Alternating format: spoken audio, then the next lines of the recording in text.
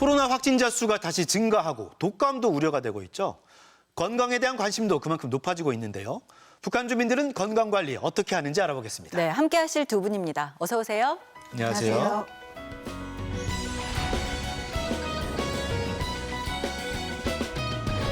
지금은 상상할 수 없지만 2008년에는 남한의 의사들이 평양의대병원에 소아병동을 개원하고 협력했던 시절이 있었죠.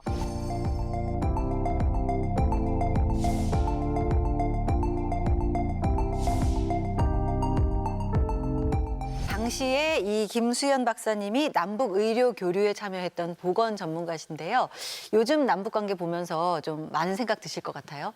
저희가 남측 의사와 그리고 보건 전문가 20명, 북측 의사와 그리고 병원 관계자 한 40명이 이 새로 지은 소아병동에 모여서 관련 분야별로 학술 대회도 하고 새로운 장비에 대해서도 이제 알려주는 그런 기회를 가졌었습니다.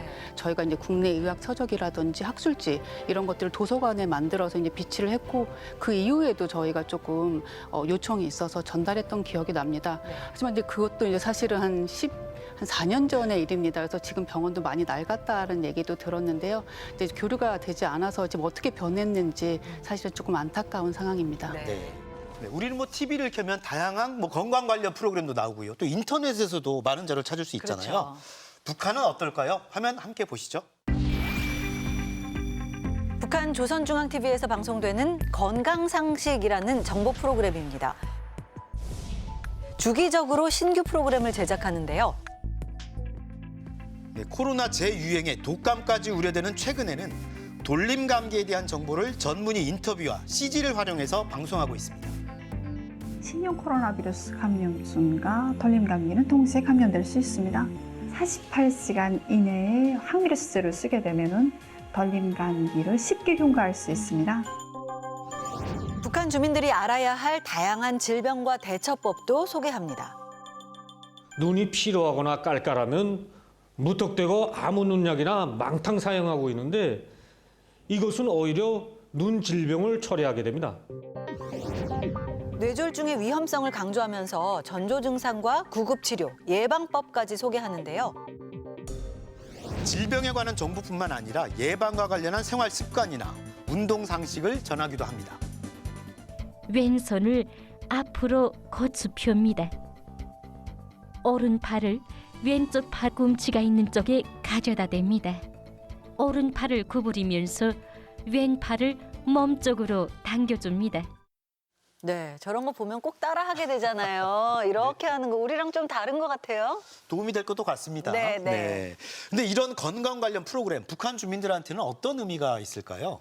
사실 북한에서는 정말 중병에 걸린 게 아니면 병원에 잘 가지 않거든요. 병원에 가기도 어렵고 그렇다 보니까 이 TV가 굉장히 중요한 정보의 원천이 될 수밖에 없고 사실 이런 예방이나 방역의 책임은 주로 국가에 있지만 국가가 그만큼 역량이 안 되니까 아무래도 개인에게 그걸 의존할 수밖에 없는 상황입니다. 그럼에도 불구하고 이것은 정보 제공 차원에서 매우 도움이 되고 특히나 이제 코로나19 때문에 북한에서도 건강 관련해서 사람들이 관심이 아주 많아졌단 말이에요. 그렇다 보니까 그때그때 필요한 정보들을 때에 맞게 시적절하게 내보내는 것은 TV만큼 좋은 정보 수단이 없는 것이죠, 사실상.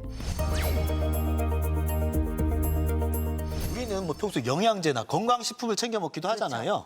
북한에서도 요즘 화제가 되는 건강식품이 있다고 합니다. 평양시에 있는 제1백화점인데요. 다양한 제품들 틈에서 건강식품도 눈에 띕니다. 네, 푸른 인삼이라고 불리는 채소로 만든 푸른 인삼씨 원액과 푸른 인삼씨 가루 등이 화제가 되고 있다는데요. 저도 푸른 인삼은 모르지만 이 채소는 익히 알고 있습니다. 그러면 이제 오크라라고 하고 이걸 썰게 되면 이렇게 끈적끈적한 점액이 나오거든요. 그래서 그 부분이 이제 뮤신이라는 물질이고 이제 위벽을 보호하고 그리고 콜레스테롤을 좀 낮추는데 이제 효과가 있다고 알려져 있습니다. 자주는 아니지만 북한 TV 보면은 뭐 어린이 성장 발육에 좋은 영양제라던가 임산부 영양제라던가 콜라겐 영양제 이런 것들을 개발했다라는 보도를 저희가 접할 수가 있는데 아무래도 이제 2000년대 들어서 시장화가 되고 좀 돈을 만지는 좀 생활 형편이 좋아지는 사람이 생기다 보니까 이제 먹고 살만해지면 가장 먼저 관심을 갖는 것 중에 하나가 건강이죠. 사실 또 당국의 입장에서도 김정은 집권 이후에 계속 민생, 삶의 질 이런 이야기들을 많이 강조했거든요. 그렇다 보니까 건강에 대한 정보라던가 제품들을 대대적으로 이렇게 홍보하는 그런 상황이 벌어지고 있는 것 같습니다. 네, 사실 북한 주민들의 건강 상태나 의료 현실을 알고 싶어도 정보 공개가 잘 안 되기 때문에 파악하기가 쉽지 않은데요. 네, 그래서 이 국제기구 조사, 통계조사가 중요하죠. 국제보건기구 WHO는 2019년 세계 건강 추정 보고서에서 북한 주민들의 사망 원인 1위가 뇌졸중이라고 밝혔습니다.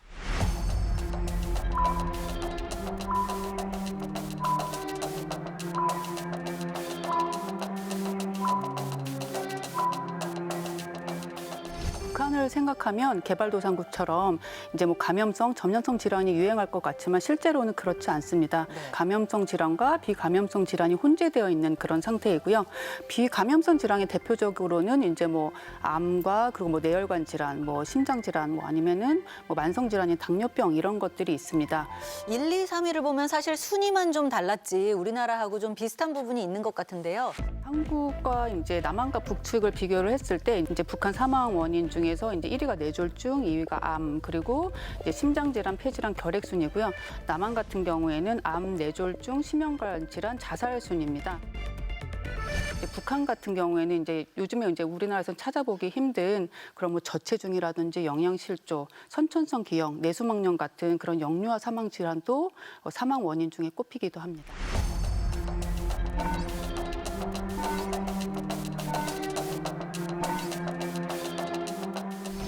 같은 경우에는 이제 의료 장비 부분이 원활치 않다 보니까 그런 암과 관련돼서 본인이 걸렸음에도 불구하고 진단을 잘 못 받는 부분들도 많은 것 같습니다. 그러니까 이제 암이 굉장히 발전된 상태에서 발견되거나 이제 사망되는 그런 율이 높은 것 같습니다. 네. 북한과 비슷한 수준의 경제 수준인 국가들은 어떤가 좀 비교를 해봤는데 북한이 비전염성으로 사망하는 비율이 훨씬 높아요. 보통 뭐 방글라데시나 미얀마 이런 곳들은 한 60-70%거든요. 근데 북한은 80%의 사망이 비전염성 질환으로 인한 사망이거든요.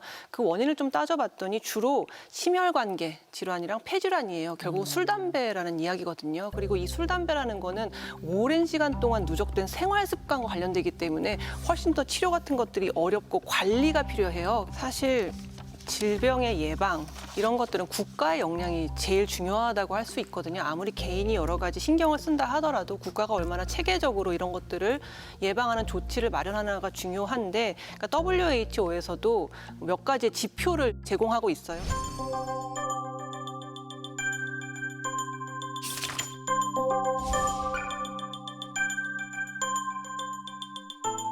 그래서 북한도 이 비전염성 질병 관리에 대해서 국가 목표를 설정하고 잘 지키고 있다라고 국제사회에 보고를 하고는 있지만 아무래도 북한은 여러 가지 자원이 부족하기 때문에 사실 이런 지표가 있다 하더라도 그런 것들을 잘 지키기에는 굉장히 어려운 상황이라고 할 수 있겠습니다. 네, 그렇군요.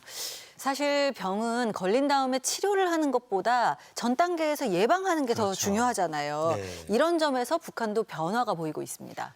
네, 북한은 김정은 위원장 집권 이후 주민들의 건강 검진을 강조하기도 했습니다. 지난해 7월 북한 기관지 노동신문은 김정은 위원장이 건강검진을 책임적으로 진행할 것에 대해 강조했다고 보도했습니다.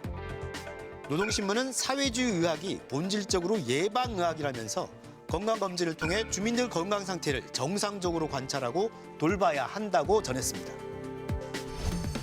지금 보시는 영상은 평양에서 열렸던 건강 및 의료기구 관련 박람회 모습인데요. 가정용 건강검진기가 공개되기도 했었습니다.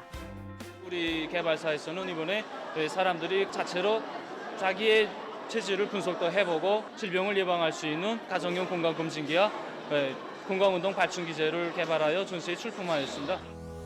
기계를 보니까 체중 측정하고 그리고 BMI, 뭐 비만율이 얼마나 높은지, 체지방이 얼마나 높은지 측정하는 정도로 이제 사용할 수 있는 것 같고요. 북한의 건강검진은 따로 있다기보다는 이제 호담당 의사가 이제 방문해서 체크하는 걸로 알려져 있습니다.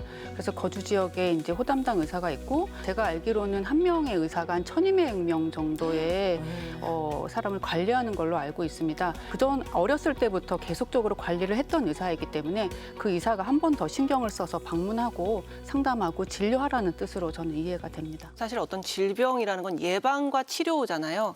근데 치료라는 거는 의료 기술이라던가 인력이 굉장히 중요합니다. 지금 북한의 의료 기술이나 인력은 사실상 그렇게 훌륭한 수준이 못 되다 보니까 예방에 좀 더 집중해서 아예 병이 발병하지 않도록 좀 국가가 신경을 쓰자, 이런 이제 움직임이라고 볼 수 있는데, 사실 탈북민 분들의 인터뷰를 좀 들어보면 호담당 의사가 존재하는 건 알지만 한 번도 만난 적이 없다는 분들도 계세요. 그렇기 때문에 이게 잘 작동하려면 그만큼 그 의사들에 대한 여러 가지 지원도 이루어져야 되는데, 사실 의사들이 형편이 별로 좋지 않거든요. 사실 병원 밖에서 비법적으로 자기가 왕진을 다닌다거나 이런 식으로 자기 돈벌이를 하느라고 바빠서 이 무상치료제라는 게 사실상 그렇게 잘 돌아가고 있지는 않은 것으로 보입니다. 네.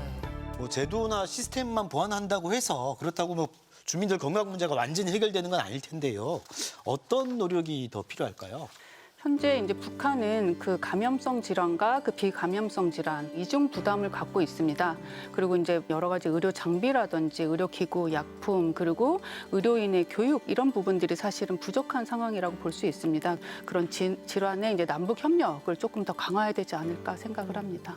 그 주민의 전반적인 건강 수준이 높아지려면 건강이나 보건에만 신경을 쓴다고 해서 높아질 수는 없거든요. 삶의 질이 높아져야만 건강도 좋아지는 거기 때문에 먹을 것 자체가 부족한 상황에서, 그리고 스트레스가 너무 높아서 술, 담배밖에는 기호식품이 없는 상황에서 하지 말라고만 한다고 해서 건강이 좋아질 수는 없습니다. 결국은 민생이 좋아져야 되고, 그럼 경제가 살아나야 되니까 결국은 국제적으로 협력을 할 수밖에 없는 상황이거든요. 주민의 좀 삶의 질을 더 높이는 방향으로 국제사회와 여러 가지로 협력해야 될 것으로 보입니다. 북한 TV를 통해서 북한의 건강 상식도 알아봤는데요.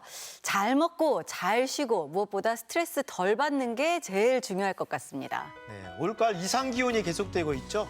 이번 주말에도 건강 잘 챙기시기 바랍니다. 오늘 도움 말씀 고맙습니다.